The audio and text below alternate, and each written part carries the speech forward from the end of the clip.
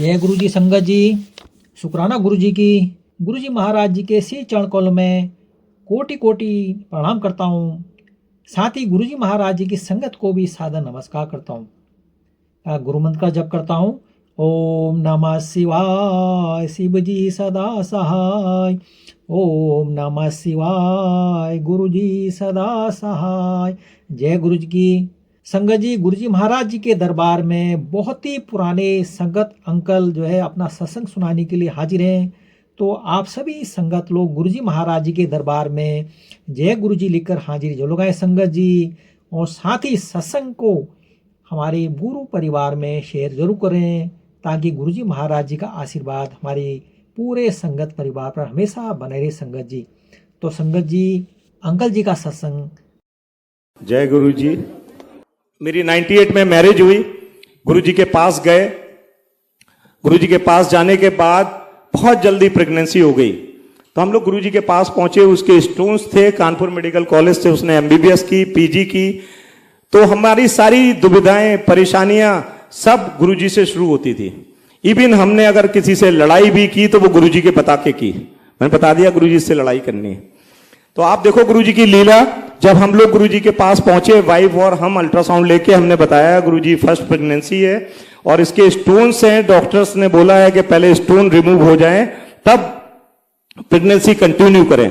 गुरु जी ने थोड़ी देर सोचा। गुरु जी ने बताया कि नहीं, तू प्रेगनेंसी कंटिन्यू कर, मैं देखूंगा, मैं तेरे साथ हूं, मैं तेरे साथ हूं। उसके बाद प्रेगनेंसी चलती रही। फर्स्ट ट्राइमेस्टर में मेरी वाइफ को थोड़ा बहुत फीवर हुआ। हम लोग कानपुर आए हुए थे।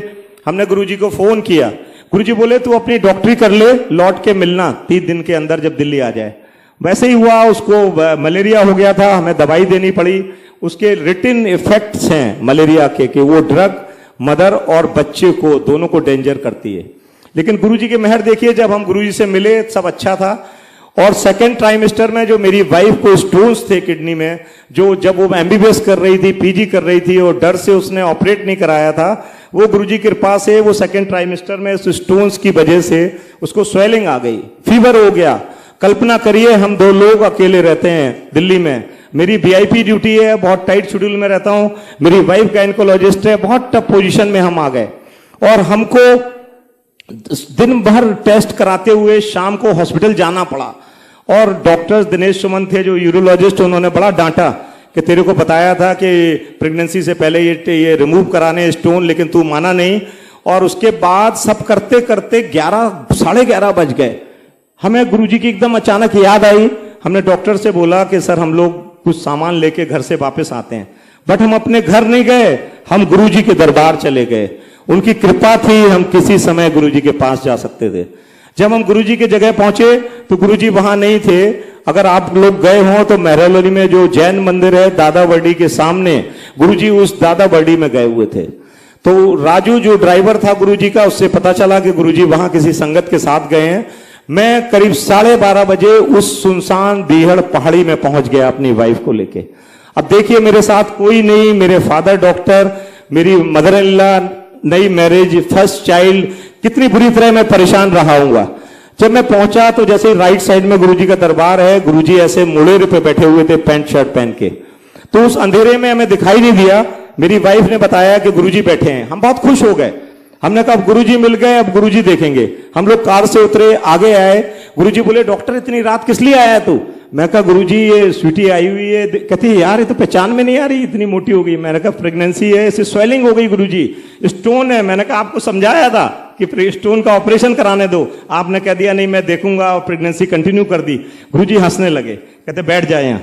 और बैठ के देखिए 1 बजे मालिक ने वहां लंगर अरेंज किया दूसरी जगह। ये है भगवान। जब हम लंगर कर रहे थे तो हमें ध्यान आया कि मैंने तो सुबह से आज कुछ खाया ही नहीं है। देखिए कैसे भगवान है। और हम और स्वीटी गुरुजी को देख रहे हैं और खुश हो रहे हैं। और ये लग रहा है कि गुरुजी ना निकल जाएं, नहीं किससे बात करेंगे। लंगर खाया, गुरुजी बोले यार जाओ, ये डॉक्टर सब पागल आदमी होते हैं, तुम आराम से जाओ, 3 दिन बाद अपनी वाइफ को लेके आना। तो वहां जो 2-3 अंकल गुरुजी की सेवा में थे, मैं भी सेवा में रहता था, क्योंकि पड़ी अपने पे थी। तो मैंने उनसे कहा गुरुजी पंजाबी में क्या बोल रहे हैं? कहते डॉक्टर साहब आज आपके पड़ गई तो पंजाबी भूल गए आप। यही कह रहे हैं जो आप समझ रहे हो। मतलब मैं कह रहा हूं कि 3 दिन बाद मैं तो आ जाऊंगा, मेरी वाइफ को कैसे लाऊंगा? कहते गुरुजी से पूछो। गुरुजी से कौन पूछेगा? तो कहते हाँ यही कह रहे हैं। अब देखो हम जा रहे हैं गुरुजी को देखते हुए, गुरुजी बोले जा छुट्टी। छुट्टी मीन्स गायब, आप रह नहीं सकते वहां, कितने बड़े हो आप। अच्छा हम लोग फिर जबरदस्ती पैर छूने, कहते यार की कर रहा है, तेरे से बोल दिया जा 3 दिन बाद आना है। अब देखो बात नहीं कर पा रहे हैं कि कैसे आएंगे, वाइफ का तो ऑपरेट हो जाएगा। अब चल दिए कार में, जब तक गुरुजी के साथ थे सारी परेशानियां जीरो। अब कार से जैसे ही चलने शुरू किया डॉक्टरी शुरू हो गई। मैंने कहा यार ये ऑपरेशन कर देंगे, वाइफ को कैसे ला पाएंगे, बहुत परेशान मैं। खैर घर से कुछ कपड़े लेके पहुंच गया मैं हॉस्पिटल। यहां पर आपको सरेंडरेंस करनी पड़ेगी, यहां पर दिल से मानना पड़ेगा कि गुरुजी कुछ करने वाले हैं। पतंग कब उड़ती है? जब उसमें हम ढील देते हैं। पतंग को अगर खींच के रख लेंगे तो पतंग से कटती है, पतंग उड़ती नहीं है। तो गुरुजी कृपा से हम हॉस्पिटल पहुंच गए। हमने कहा गुरुजी जो करेंगे अच्छा करेंगे, हमारी सेवा में गुरुजी ने मेहर बख्शी हुई थी। उसके बाद आप देखिए सुबह फर्स्ट ऑपरेशन था, मेरी वाइफ का 2nd नंबर था। वो ऑपरेशन फर्स्ट लेट हो गया। डॉक्टर दिनेश सुमन हमारे रूम में आए, पता नहीं गुरुजी ने कहां से वाइब्रेशन डाला, मेरे मन में आया। मैंने कहा डॉक्टर साहब एक अल्ट्रासाउंड और कर लेते हैं। कहते यार मजाक बना दिया तूने अपनी वाइफ डॉक्टर का प्रेगनेंसी का। मेरी वाइफ को बोलने लगे। उसके बाद जब अल्ट्रासाउंड किया तो जो उसकी ग्रॉस हाइड्रोनोप्सिस थी वो कम हो गई। देखिए गुरुजी क्या करते हैं। और जो उसका जो यूरिन नहीं आ रहा था वो आना शुरू हो गया, फीवर कम हो गया। तो डॉक्टर दिनेश सुमन बोले कि 6 महीने की प्रेगनेंसी है यार, देखते हैं कल और अच्छी प्रोग्नोसिस हुई तो डिस्चार्ज कर देंगे और स्टोन आप प्रेगनेंसी के बाद रिमूव करेंगे। नेक्स्ट डे और उसका वजन अच्छा हो गया, फीवर सबसाइड हो गया और यूरिन आना शुरू हो गया। उन्होंने डिस्चार्ज कर दिया।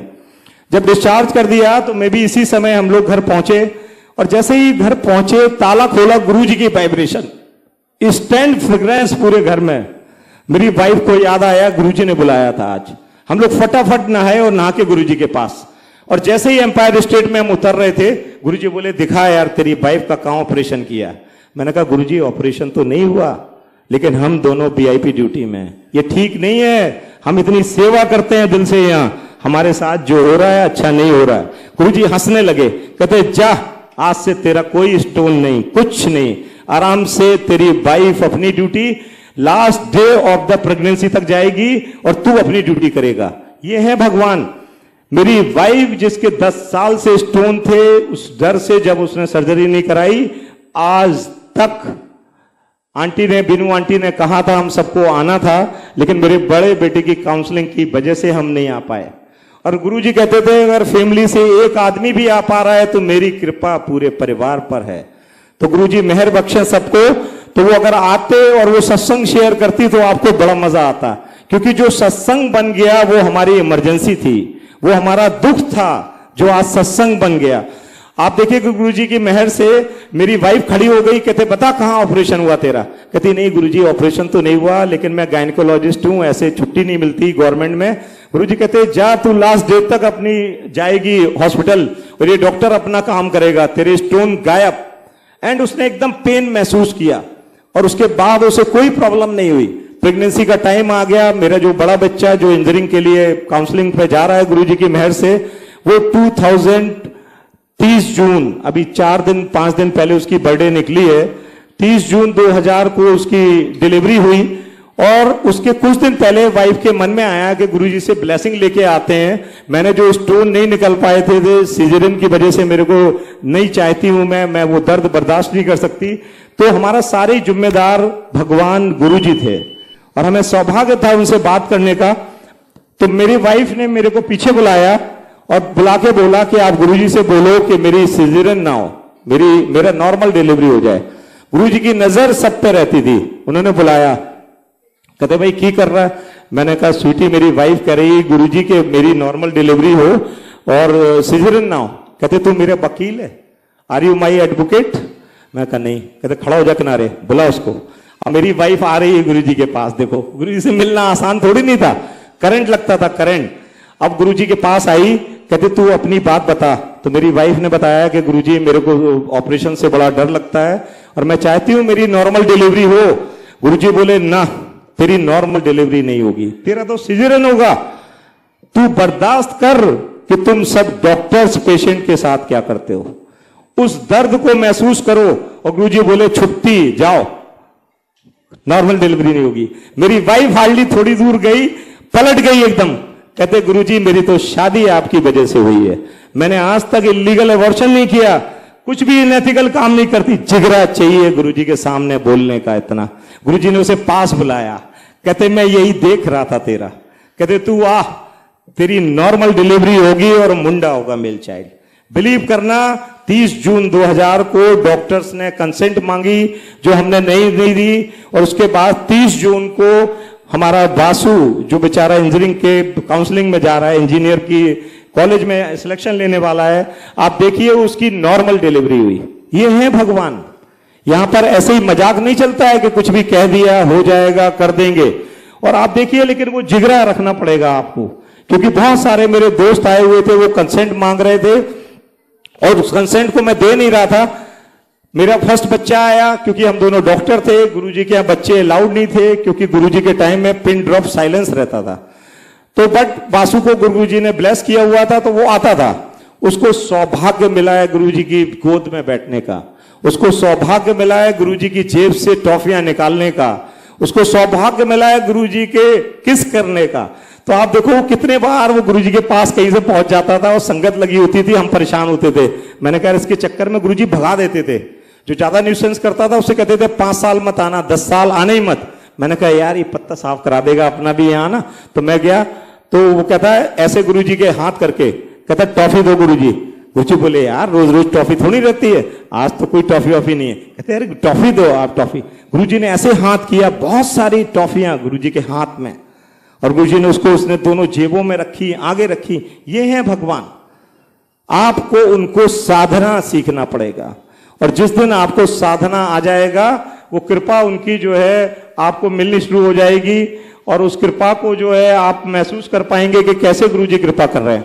मेरा बच्चा हार्डली 1 ईयर का भी नहीं हुआ था। गुरुजी जैसे शादियां होती थी अपने यहाँ संगत में, उसमें गुरुजी जाते थे, बहुत सारे घर में सत्संग होते थे उसमें जाते थे। तो गुरुजी एक शादी में गए हुए थे, तो वो शादी थी जिन आंटी का नाम शर्मा आंटी का, पुष्पा शर्मा नाम है उनका, गुरुजी ने नाम रखा था लस्सी आंटी। वो गुरुजी की लस्सी लाती थी बहुत अच्छी, तो उनका नाम रखा था लस्सी आंटी। तो उनका गुरुजी ने जो ये नैनीताल में जगह खरीदी उन्होंने, वो गुरुजी ने ब्लेस करके वहां बहुत बड़ा होटल बनवाया, और वहां गुरुजी सत्संग करने भी गए। तो वो लस्सी आंटी की बेटी की शादी थी, तो हम लोग उस समय हरिनगर रहते थे, तो बासु को स्वीटी गोद में लिए थी। गुरुजी सबको कुछ कुछ अपने हाथों से बांट रहे थे, बहुत सारी चीजें गुरुजी अपने हाथ से ब्लेस कर रहे थे, और बहुत बड़ा उनका, they are very well off, तो बहुत खाने का अच्छा अरेंजमेंट था। तो गुरुजी ने मेरे से बोला यार वो बुढ़िया के बाल होते हैं। मैंने कहा, तो बोले अंग्रेजी में क्या बोलते हैं, तो मेरे को भी अंग्रेजी नहीं पता थी, तो किसी ने बताया कि उसको शुगर कैंडी बोलते हैं। गुरुजी बोले हाँ वो लेके आ तू। अच्छा, मैं पूरी पार्टी, जैसे आपका ये चौकोर है ऐसे मैं पूरा घूम आया, मेरे को वो शुगर कैंडी नहीं मिली। मैं आया गुरुजी के पास, गुरुजी बहुत ही शाइनिंग पिंक चोला पहने हुए थे। कहते यार कैसा डॉक्टर है तू, तेरे को गुरु हूं मैं, और मैं बोल रहा हूं। मैं कहा गुरुजी यहाँ है ही नहीं। गुरुजी बोले देख के आ ढंग से। जब मैं गया तो वो लास्ट में शुगर कैंडी बना रहा था। मैंने कहा यार तू भी किनारे बैठा हुआ है, इतनी बड़ी शादी में तेरा क्या रोल। मैं 2 शुगर कैंडी लेके आया। मैंने कहा गुरुजी मंगा रहे हैं तो एक अपने लिए भी ले लेते हैं। गुरुजी ने वो शुगर कैंडी अपने हाथ में पकड़ ली, और घूमते घूमते एक आंटी जो मे बी 70+ ईयर की थी, उस आंटी के पास जाके गुरुजी ने वो शुगर कैंडी उनके हाथ में थमा दी। वो रोने लगी आंटी, कहती मैं पंजाब से आई हूं, पिछले 6 महीने से मेरा मन करता है कि मैं ये खाऊं, लेकिन मेरे बच्चे ला के नहीं देते। ये है गुरु, ये है गुरु। यहां आपको इस कदर साधना पड़ेगा। गुरुजी को पता था, मैंने जब गुरुजी उसको ब्लेस करने लगे तो शुगर कैंडी को और पीछे छुपा लिया मैंने। गुरुजी बोले वो दूसरी वाली दे डॉक्टर, और उनको दोनों को आंटी देखो दे दी। देखिए क्या करिश्मा है। ऐसे ही वहां पे वो थाईलैंड की लीची आई हुई थी, गुरुजी ने उसको अपने हाथ से आधा काटा और मेरे को देने लगे। कहते यार डॉक्टर ये खा, ये तेरा प्रसाद है। तो मैंने कहा गुरुजी लीची तो मैंने खा ली, ये लीची नहीं है, आप सबके सामने मेरा मजाक उड़ा रहे हो। गुरुजी बोले ना ना तू खा, ये तेरी ब्लेसिंग है। मैंने जब वो लीची खाई, वो इतनी मीठी लीची थी कि मैंने उसकी कल्पना भी नहीं की थी। मेरी वाइफ को बुलाया गुरुजी ने वहीं पे, और हम दोनों के गले में हाथ डाल के गुरुजी बोले तू एक मुंडा और ले ले। मैंने एकदम हाथ हटा लिया। मैंने कहा गुरुजी मेरे एक बच्चा है, मैं मुंडा कैसे ले सकता हूं, और हमें नहीं चाहिए, बस एक बहुत है। गुरुजी बोले एकदम मस्ती करते हुए चले गए कि अगर आज तूने एक नहीं लिया तो तेरे को 2 लेने पड़ेंगे, और ऐसा कह के निकल गए। अब हम भी मस्ती में थे, गुरुजी सबसे प्यार कर रहे थे। मैंने कहा हम भी गुरुजी को जोक सुना देते हैं, गुरुजी भी मस्ती कर रहे हैं, बट गुरुजी मस्ती करते ही नहीं थे। गुरुजी हंसते बैठते जगते, जो कुछ बोल देते थे वो होता था। इसीलिए लोग आते थे, और इसीलिए शायद आप सब भी आए हुए हैं, क्योंकि आप सबको ये भरोसा रखना पड़ेगा कि आपकी प्रॉब्लम गुरुजी की कृपा से छोटी है, आपकी परेशानी गुरुजी की कृपा में समाहित है। जिस दिन आप ऐसा फील कर लेंगे तो आपको जो भय है, दुख है, वो बंद हो जाएंगे। गुरुजी की कृपा से टाइम निकल गया, काफी टाइम निकल गया, हम भूल भाल गए इस बात को। अचानक मेरी वाइफ 2006 में दिसंबर में प्रेग्नेंट हो गई। जब हम लोगों ने अल्ट्रासाउंड कराया तो it was a twin pregnancy. Doctor Ashok Khurana बहुत माने हुए अल्ट्रासोनोलॉजिस्ट हैं डिफेंस कॉलोनी में, तो उस कृपा से हमने जब वो अल्ट्रासाउंड कराया तो वो लेके जब हम गुरुजी के पास पहुंचे तो गुरुजी से हमने बताया कि गुरुजी वाइफ को ये प्रॉब्लम है ऑलरेडी और ये ट्विन प्रेगनेंसी हो गई है, तो हम एक काम होता है एमन्यू सेंटेंसेस, जिसके थ्रू बच्चे को एक को किल कर देते हैं और एक जिंदा रहता है। गुरुजी बोले ऐसी डॉक्टरी मत करना, तेरी वाइफ ने इतने ऑपरेशन किए हैं, वो बेड रेस्ट पे आने वाली है, तुम बहुत परेशानी में आने वाले हो, लेकिन मैं तेरे साथ हूं, तो उस प्रेगनेंसी को कंटिन्यू करना। जैसा गुरुजी ने कहा था वैसे ही मेरी वाइफ को वो सब दिक्कतें हुई, मेरी वाइफ बेड रेस्ट पे आ गई और हम बहुत सारी परेशानियों में आ गए, और उस पर जैसे जैसे टाइम निकलता गया मेरी वाइफ को और दिक्कतें बढ़ने लगी, और गुरुजी की मेहर के अलावा मेरे पास कोई साधन नहीं था, और उस साधन पे हम चलते चले गए। और जो मैंने बताया कि मेरे जो स्टोन्स के थे, उस स्टोन्स के बाद मेरी वाइफ की वो ट्विन प्रेगनेंसी हुई और वो प्री मैच्योर थी, और वो प्री मैच्योर प्रेगनेंसी जो डिलीवरी हुई वो गंगाराम में गुरुजी ने कराई। और आप देखिए कि गंगाराम किसी के पैसे नहीं छोड़ता, और मेरे वो प्री मैच्योर बच्चे एक दिन भी आईसीयू के लिए नहीं गए, तो वो गंगाराम के बच्चे हैं, उनका हर ट्रीटमेंट गंगाराम हॉस्पिटल में फ्री है, and they made that delivery free of cost. Guruji कितनी नजर रखते हैं, उनको ये पता था मैं सैलरीड आदमी हूं, मैंने अपनी वाइफ की डिलीवरी के लिए एम्स में बुक किया था, बट गुरुजी को पता था कि वहां बच्चे कहां सेफ होने हैं और उन्हें कैसे मदद करनी है। गुरुजी ने उसी हिसाब से मदद की। तो यहां आपको इस कदर गुरुजी को मानना पड़ेगा और गुरुजी को समझना पड़ेगा, तब आपकी कृपा गुरुजी पर होने वाली है। गुरुजी अक्सर कहते थे कि पात्र की पात्रता के हिसाब से मैं देता हूं। तो मैंने कहा गुरुजी इसका क्या मतलब है? कहते हर आदमी का भाग्य प्रारब्ध होता है, हर आदमी की स्पिरिचुअल जर्नी है डॉक्टर, और जो जिसको मिलता है वो उसके हिसाब से मिलता है। तो ये गुरुजी की कृपा है, और गुरुजी उस हिसाब से, जिस हिसाब से आप करते हैं वैसे आप उस चीज को फील कर पाएंगे। आज सुबह मैं अंकल के यहाँ सुबह ब्रेकफास्ट कर रहा था, तो उस ब्रेकफास्ट के साथ तो उन्होंने बड़ी अच्छी बात शेयर की मेरे से। बोले डॉक्टर साहब जब हम बर्तन में दूध लेने जाते हैं तो हम उस दूध के बर्तन को और साफ करते हैं कि फट ना जाए, और बड़ा साफ साफ करके उस दूध को लेने जाते हैं। कहते हैं उसमें हम दूध इसलिए लेके आते हैं क्योंकि वो बर्तन खाली होता है। तो ये बात मेरे को बड़ी अच्छी लगी कि हम भी गुरुजी के पास खाली मन से जाएं, श्रद्धा से जाएं, पूरे भरे मन से ना जाएं बहुत दुखी होके। गुरुजी कहते थे कि अगर मैं भगवान हूं तो डॉक्टर मेरे यहां रो के आने की जरूरत नहीं है। मैं पूछता हूं कोई दिक्कत है? बोलो कोई दिक्कत नहीं है। अगर मैं भगवान हूं तो मैं अपने आप जान लूंगा कि दिक्कत क्या है। यहां पर दिक्कत बताने की भी जरूरत नहीं है, यहां पर दिक्कत बताने की भी जरूरत नहीं है, यहां पर सिर्फ उनकी कृपा को महसूस करने की जरूरत है। और गुरुजी की कृपा देखिए कि यहां पर कोई चालाकी नहीं चलती। एलएम मेहता अंकल जो डिफेंस सेक्रेटरी रहे, भजनलाल के प्रिंसिपल सेक्रेटरी थे, चीफ मिनिस्टर हरियाणा के, वो भी गुरुजी के फॉलोअर हैं, और गुरुजी की कृपा से उनके लड़के की शादी थी रॉक गार्डन चंडीगढ़ में। तो गुरुजी ने मेरे से कहा था कि तुम मेरे साथ, क्योंकि तुम हरियाणा सरकार के साथ नौकरी करते हो तो तुम मेरे साथ चलना। लेकिन मेरा बासु था, मैं था और वाइफ, तो हम लोग एक दिन पहले चंडीगढ़ घूमने के चक्कर में चले गए। बट गुरुजी ने हमें साथ चलने को बोला था। तो नेक्स्ट डे जब गुरुजी पहुंचे वहां पर रॉक गार्डन में, तो बहुत सारी संगत आई थी। गुरुजी अपनी संगत के यहाँ किसी की मैरिज होती थी तो अपने बगल में बहुत सारे कार्ड रख लेते थे और उन कार्ड में अलग अलग लोगों के नाम लिख के फिर वो संगत को देते थे और उस संगत को वहां जाना होता था। मे बी वो शादी लंदन में हो या अमेरिका में, आपको जाना पड़ता था वहां पे, क्योंकि गुरुजी वहां खुद जाते थे। तो गुरुजी की कृपा से हम एक दिन पहले पहुंच गए, क्योंकि गलती थी, गुरुजी ने साथ चलने को बोला था। तो जैसे ही गाड़ी का गेट खुला, हमने गुरुजी से प्रणाम किया। गुरुजी ने मेरा हाथ अपने हाथ में लेके बात करते हुए अंदर चले गए। तो जहां शादी का अरेंजमेंट था, उसके अलावा मेहता अंकल ने एक अलग से पंडाल गुरुजी के लिए बहुत सुंदर बनवाया था, जहां पर गुरुजी को बिठाना था। गुरुजी वहां ऐसे गद्दी में बैठ गए और बहुत सारा प्रसाद था। संगत के लोग जो जान रहे थे, वो जो नहीं जान रहे थे, वो सब गुरुजी के पास आते गए। गुरुजी ने मेरे से कहा कि सबको ये लड्डू प्रसाद बर्फी कुछ भी एक देते जाना। मैंने बांटना शुरू कर दिया। मेरे सरकार के वो सेक्रेटरी थे, पूरी शादी निपट गई। मेरी वाइफ, गवर्नर साहब का एडीसी पीछे से हमें देखते रहे। बट देखो गुरुजी ने ऐसे बांध दिया कि मैं काम करता चला गया। वो मेरे को कोई नहीं दिखाई दिया। 12:30 1 बज गए। गुरुजी बोले यार प्रसाद लगवा, भूख लगी है, लंगर खाएंगे। तो जैसे ही मेरी थोड़ी आंख खुली, मैंने देखा मेरी वाइफ, बच्चे सब परेशान, गवर्नर साहब का लड़का वो परेशान। मैं बाहर आया, मैंने देखा मेरे सारे लोग चले गए थे जिनसे मेरे मिलने की तमन्ना थी।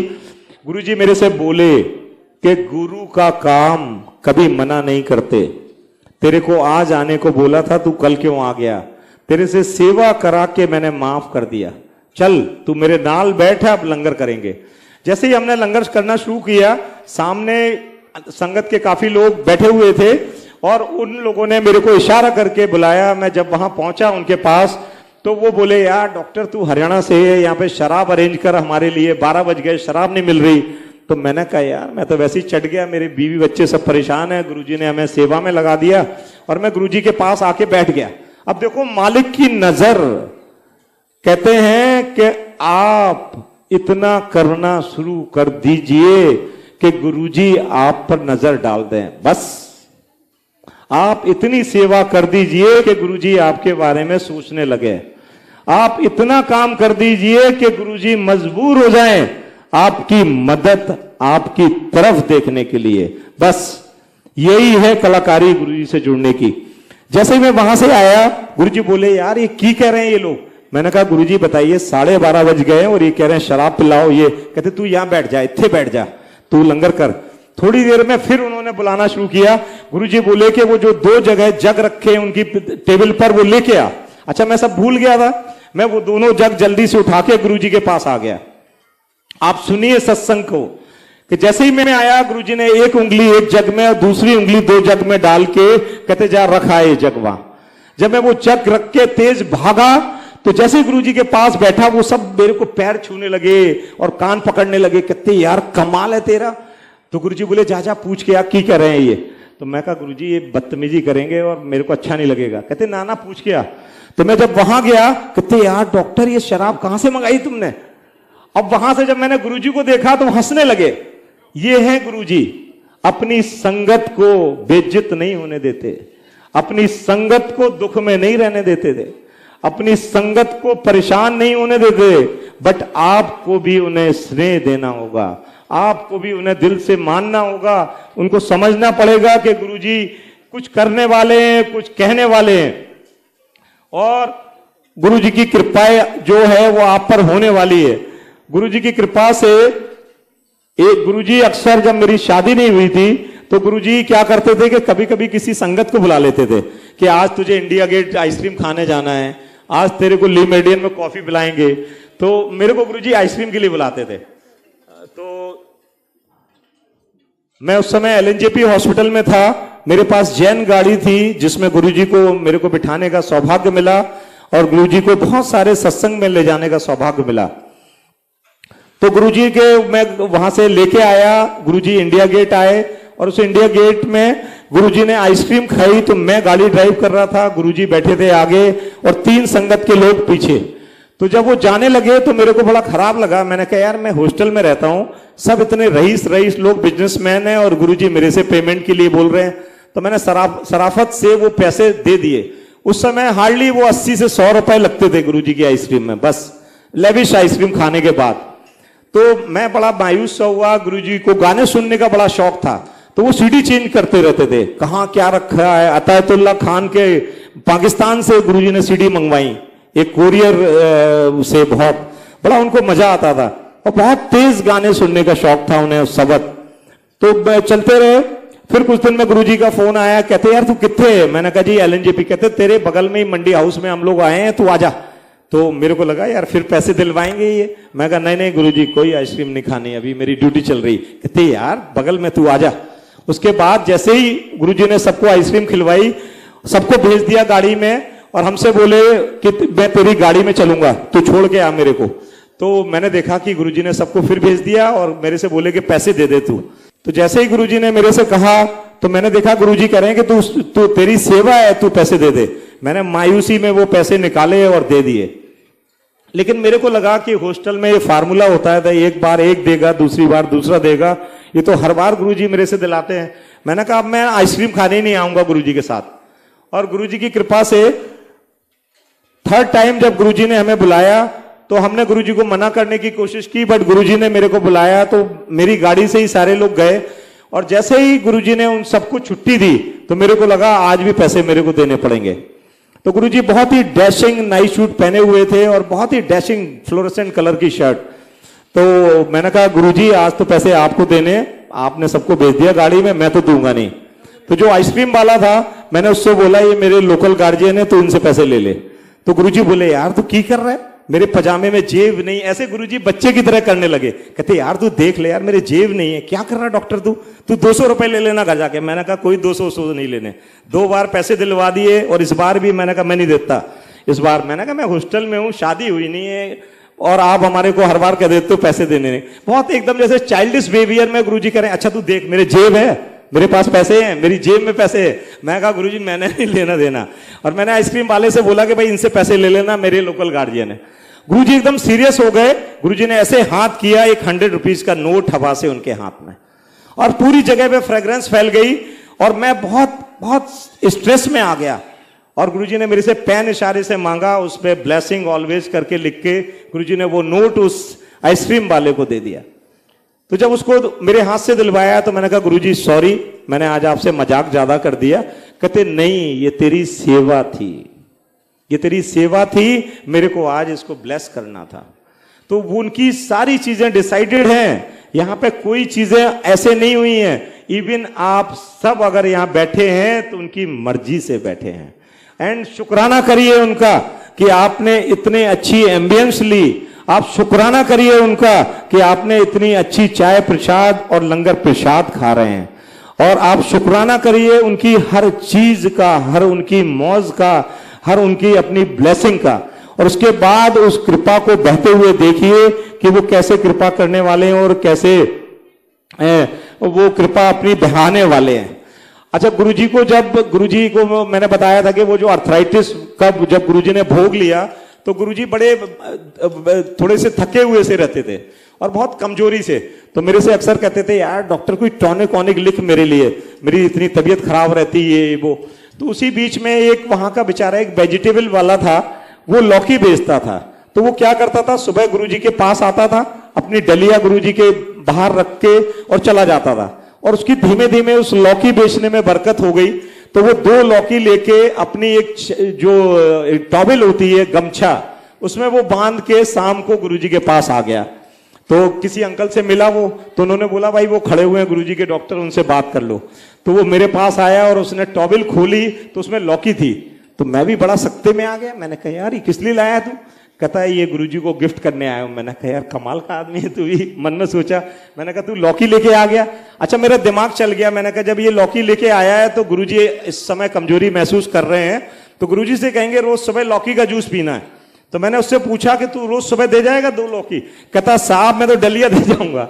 मैंने कहा नहीं नहीं। कहता ये मेरे भगवान है, इनकी वजह से मेरी बरकत हो रही है। तो मैंने कहा जा तू फिर सामने जो है गुरुजी के सामने जब तू जाएगा ना, वो अपनी टॉवेल खोल देना। और तो जैसे ही टॉवेल खोली तो वो दोनों लौकी गुरुजी के पैरों पे आके गिर गई। गुरुजी बोले यार ये क्या करा रहा है?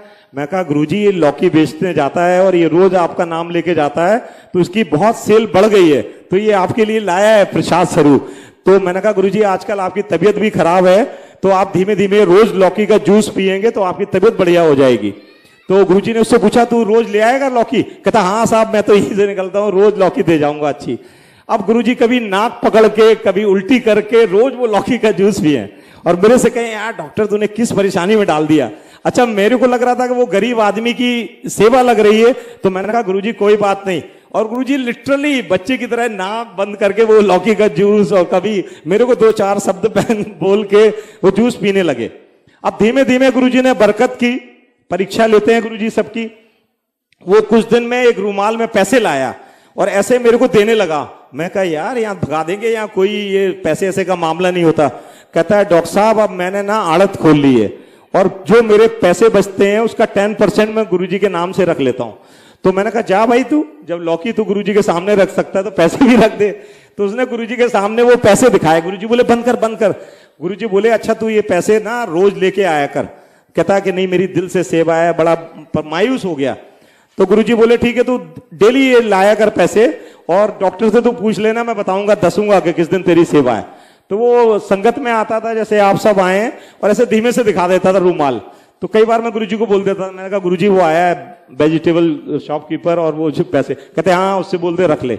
एक दिन अचानक गुरुजी चंडीगढ़ जाना था, बहुत सारी संगत गुरुजी के साथ जाने वाली थी। गुरुजी पानीपत के पास पहुंचे, अचानक गुरुजी ने गाड़ी सिविल लाइंस वहां पर जो है वहां मुड़वा दी। वहां एक चाट वाले की दुकान थी, भगवान है उन्हें सारा कुछ पता है। उस चाट वाले के पास खड़े होके गुरुजी बोले यार वो तेरा आया है वेजिटेबल वाला? मैंने कहा हाँ। तो वो पीछे कार में था, हमने फोन लगाया, गुरुजी ने बोला उससे बोल दे आज उसकी सेवा है और ये पेमेंट करनी है उसे सबकी चाट का। तो मैंने उसे फोन किया, मैंने कहा भाई तू रोज बोलता था कि तेरी सेवा है और ऐसा और वैसा, तो आज गुरुजी कह रहे हैं कि जो चाट हम सब खाएंगे उसके पैसे देने हैं तुम्हें। तो बड़ा मायूस हो गया वो। तो जब वो लौकी वाला वहां पहुंचा तो बेचारा मेरे से बहुत नाराज हो गया। कहता है डॉक्टर साहब मेरे पास तो पैसे कम है, इतने लोग खाएंगे, आप मेरे को 5-10 हजार रुपए उधार दे दो। अब गुरुजी के सिस्टम में उधारी नहीं चलती, तो गुरुजी की कृपा से मैंने कहा यार कि मैं ये सब नहीं कर सकता। तो वो बहुत लड़ाई सी मान गया कि मैं उसे शायद हेल्प नहीं करना चाहता। और उसके बाद गुरुजी ने सबने चाट खाना शुरू किया और गुरुजी ने अचानक उससे बोला कि भाई बुला उसको वो पैसे दे दे। तो देखो वो उसके पास जो पैसे थे ऐसे मुट्ठी भर के, जैसे ही वो चाट वाले को देने वाला था, वहां के जो मेंबर ऑफ पार्लियामेंट थे वो गुरुजी के बहुत फॉलोअर थे पानीपत के, वो अचानक उन्हें पता चला होगा कि गुरुजी पानीपत में है। वो 5-6 गाड़ियों के साथ गुरुजी के एकदम धूल उड़ने लगी और गुरुजी के बगल में आ गए। मेरे और गुरुजी से बोले डॉक्टर साहब आप यहाँ गुरुजी को लाए हो, आपने बताया नहीं। और गुरुजी से भी कहने लगे बस। तो जैसे ही वो बेचारा लौकी वाले अंकल पैसा देने वाले थे, उनका हाथ रोक लिया उन्होंने और उन्होंने बोला कि भाई ये मेरी जगह है और कोई जो है पैसे नहीं देगा।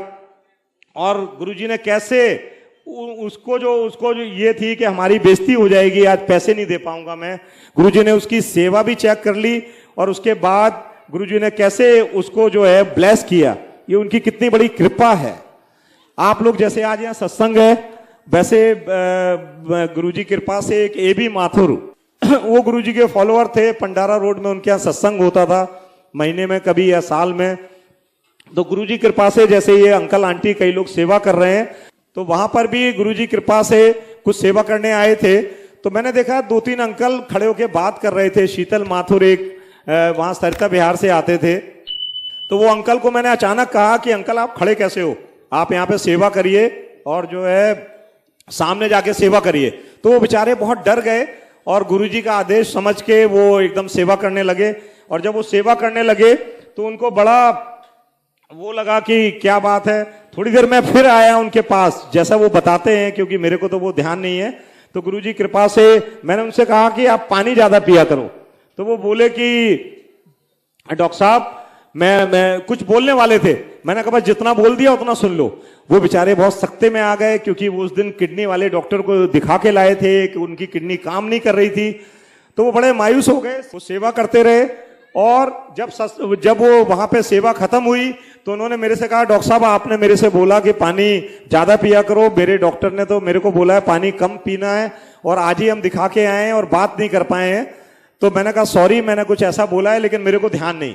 खैर उन्होंने गुरुजी का आदेश मान के वो पानी पीना शुरू किया, और जब वो 1 महीने बाद अपने डॉक्टर को दिखाने गए तो उस डॉक्टर ने उनसे बोला कि लास्ट टाइम मैं आपको बता नहीं पाया था, आपको पानी ज्यादा पीना था। तो उनको बहुत वो लगा कि देखो कैसे डॉक्टर साहब के माध्यम को बना के गुरुजी ने उनको ये मैसेज दिलवा दी कि कैसे कृपा करनी है उनकी।